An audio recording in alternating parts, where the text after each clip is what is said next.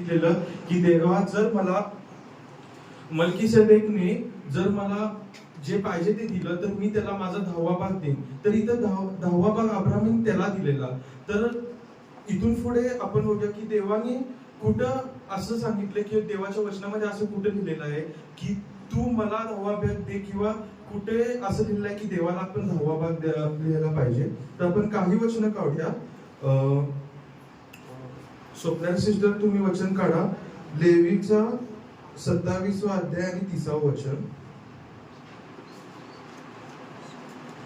सचिन दादा तुम्ही काढा. जेनेसिस 28, 20 आणि 22. आणि वैशाल सिस्टर तुम्ही काढा. नीतिसूत्र 3रा अध्याय 9वं वचन.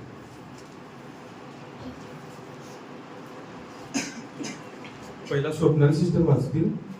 भूमीच्या उत्पन्नाचा संपूर्ण दशमांश परमेश्वराचा आहे, मग तो जमिनीचा उपज असो अथवा झाडांची फळे असो, ते परमेश्वराप्रित्यर्थ पवित्र होय. थोडं जोरात परत एकदा प्लीज.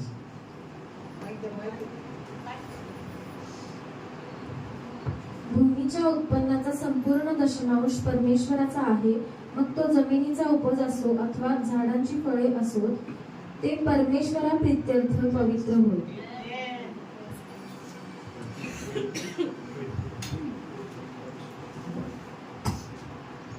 वैशाल सिस्टर तुम्ही वाचा. नीतिसूत्र याचं 3रा अध्याय 9वं वचन. तू आपल्या द्रव्याने व आपल्या सर्व उत्पन्नाच्या प्रथम फळाने परमेश्वराचा सन्मान कर.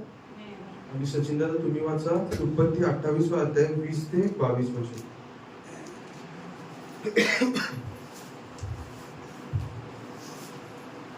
याकोबाने असा नवस केला की देव मसबरवर राहून ज्या वाटेने मी जात आहे तीच माझे संरक्षण करेल, आणि मला खावयास अन्न व ल्यावयास वस्त्र देईल, आणि मी आपल्या पितृग्रही सुखरूप परत येईल.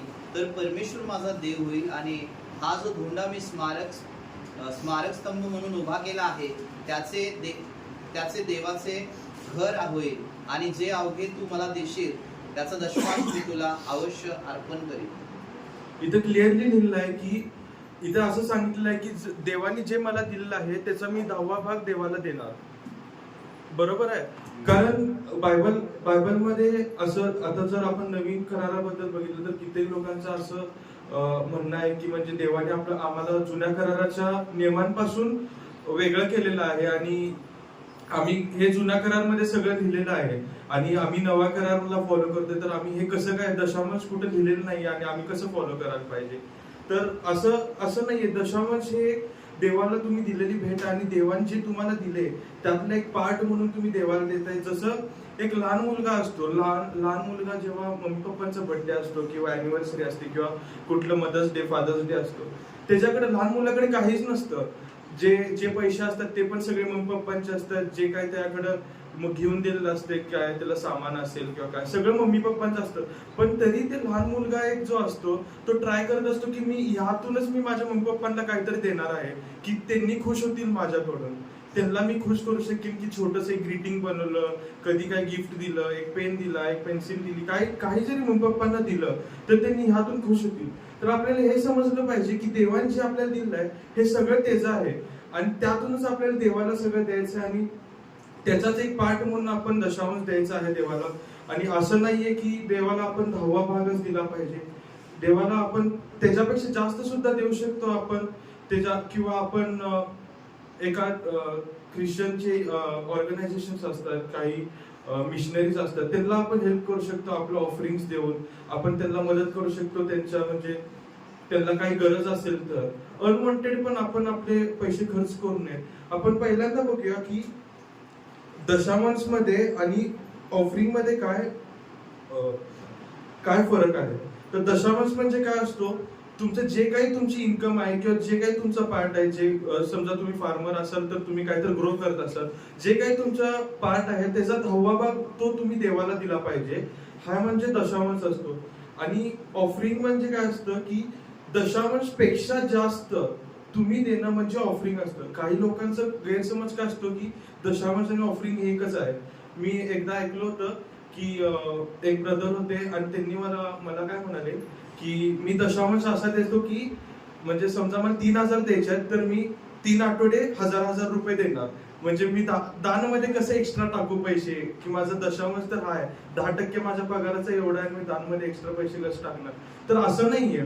ऑफरिंग ही वेगळी गोष्ट आहे आणि दशांश हा वेगळा गोष्ट आहे. दशांश हा तुम्ही तुमच्या प्रत्येक महिन्याच्या पगारातला सर्वात आधी तुम्ही बाहेर काढला पाहिजे की हा मला देवाला द्यायचा हा पार्ट. का? कारण हा देवाचा पार्ट आहे आणि हे देवानी कष्ट करायला मला मदत केली आहे. पैसे तुमचे असतील पण जे कष्ट करायला, जे तुमचं तब्येत आणि जे तुमचं काम आहे ते सगळं तुम्हाला देवाने दिलेलं आहे. त्या सगळ्या गोष्टींची तुम्ही देवाला एक स्तुती म्हणून, एक अर्पण म्हणून तुम्ही ते सगळं देवाला दिलं पाहिजे. का? ह्याचे रिझन्स काय आहेत? एक तर तुम्ही देवाला देऊन ह्याद्वारे त्याची वर्शिप करता की म्हणजे आपण एक ऑफरिंग करतो की देवा हे तुझं आहे, हे तुला घे परत. आणि ही अपेक्षा धरू नका कधी की म्हणजे की मला भेटणार आहे परत आणि म्हणून मला द्यायचं आहे आणि मला देव परत देणार आहे, अशी अपेक्षा धरू नका. दुसरं ह्याचा म्हणजे रिझन काय आहे की दशांश दिल्याद्वारे तुम्हाला रिटर्न ब्लेसिंग्स भेटतात. देवाचे आशीर्वाद हे खूप महत्वाचे आहेत आपल्या आयुष्यामध्ये. जर देवाचा आशीर्वाद आपल्या बरोबर नसेल तर आपल्या आयुष्याला काहीच अर्थ नाही. तो आशीर्वाद जर मिळवायचा असेल तर देवाचं देवाला देऊन तुम्ही परत ते घेणं सुद्धा महत्वाचं आहे.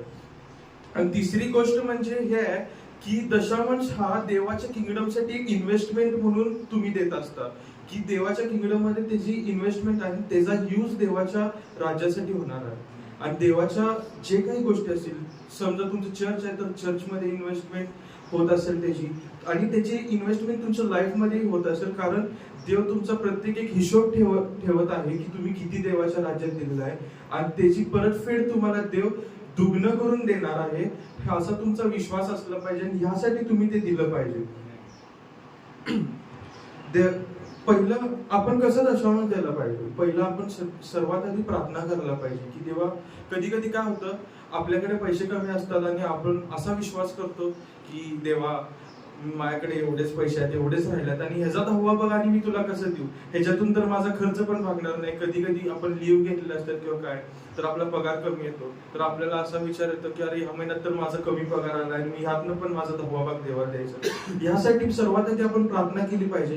प्रार्थना काय करतं की तुमच्या मनाला एक सॉफ्ट कॉर्नर देतं. तुमच्या मनाला जे तुमचं काय म्हणतात कठोर हृदय झालेलं असतं त्या गोष्टीबद्दल, त्याला ते प्रार्थना सॉफ्ट करते आणि तुम्हाला उत्तेजन होतं त्यातून की तुम्ही ते देवाला द्यायला पाहिजे, देवाचं ते देवाला द्यायला पाहिजे. कित्येक लोक असे आहेत की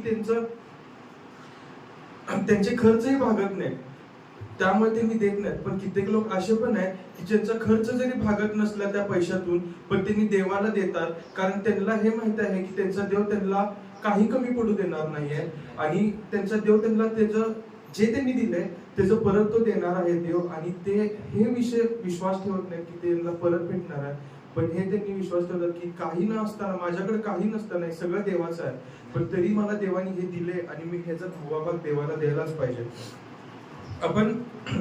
मी माझ्या पास्टरांच्या लाईफ मधून एक बघितलेलं आहे की आपण कसं दशांश द्यायला पाहिजे. तर दशांश त्यांनी देत असतील, मला माहित नाही त्यांनी दशांश देत असतील, पण एक ऑफरिंग म्हणून त्यांच्या देवाच्या राज्यासाठी खूप काय केलेलं आहे. हे not like I am not praising my pastor, but we should learn from someone's life की म्हणजे कसं त्यांनी केलेलं आहे.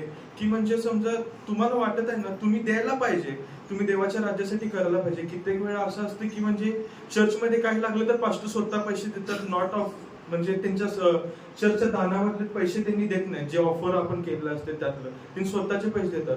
कधी कधी तुम्हाला मनात असं वाटतं की म्हणजे आपण चर्चला हे द्यायला पाहिजे, आपण चर्चला ते द्यायला पाहिजे, किंवा आपण एखाद्या मिशनरी लोकांसाठी किंवा एखाद्या ख्रिश्चन ऑर्गनायझेशन साठी हे केलं पाहिजे. तर तुम्ही करा, ते मनात ठेवून तसंच माझ्याकडे पैसे नाही आहेत आणि मी कसं करू.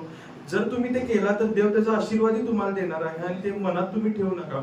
एक स्टोरी मी ऐकली होती की एक ब्रदर होते फॉरेन मध्ये आणि त्यांना म्हणजे एक मनात येत होतं की त्यांनी $10,000 आहे की नाही त्यांच्या चर्चला द्यायला पाहिजे. आणि जेव्हा त्यांनी म्हणजे ते खूप दिवसापासून विचार येत होतं त्यांच्या मनामध्ये, आणि एक दिवशी त्यांनी त्यांच्या वाईफला विचारतात की मी हे माझा $10,000 मला माझ्या मनात आले की म्हणजे मी देवाला द्यायला पाहिजे किंवा देवाच्या मंदिराला द्यायला पाहिजे. तर त्याची वाईफ म्हणते की म्हणजे असं म्हणजे तुमच्या मनात येत आहे तर तुम्ही द्या परत. तर त्यांनी काय केलं, त्यांच्या वाईफला विचारून त्यांनी परत त्यांचा 10वा भाग म्हणजे त्यांचा $10,000 होता, म्हणजे एक 9 लाख रुपये असतील. तर ते त्यांनी चर्चला दिले आणि त्यांनी त्यांचा रिझल्ट काय बघितलं की पुढच्या महिन्यात त्यांचा पगार दुप्पट त्याच्यापेक्षा जास्त आला. की ह्याद्वारे आपल्याला कळतं की जेव्हा तुमच्या मनात काय येतं तर त्याच्या पैसे जरी नसतील तुमच्याकडे तर तुम्ही त्याला अडवून ठेवू नका, तर देवाचं देवाला द्या. आणि सर्वप्रथम आपलं जे काही असेल, पगार नाही किंवा काही पण असेल, तुमची वर्शिप असेल, तुमचा टाइम असेल, आपला टाइम पण आपण देवाला द्यायला पाहिजे. आपलं आठवड्यातून 1 दिवस फास्ट म्हणजे 7 दिवसाचा 10% किती 1 दिवस होतो, ते 1 दिवस फास्ट म्हणजे आपल्याला भूक आपल्याला देवासाठी सॅक्रिफाईस करायला पाहिजे. हे पण एक तुमचा 10वा भाग आहे. असं नाही की नुसता पैसे द्यायला पाहिजे. तर हेच आजचं माझं उद्देशन होतं की तुम्ही जे देवाचं आहे ते देवाला द्या, फक्त पैसेच नाही पण बाकी सगळ्या गोष्टी पण तुम्ही देवाला ऑफर करा आणि तुमचे ब्लेसिंग्स तुम्ही रिसीव्ह करा. Amen.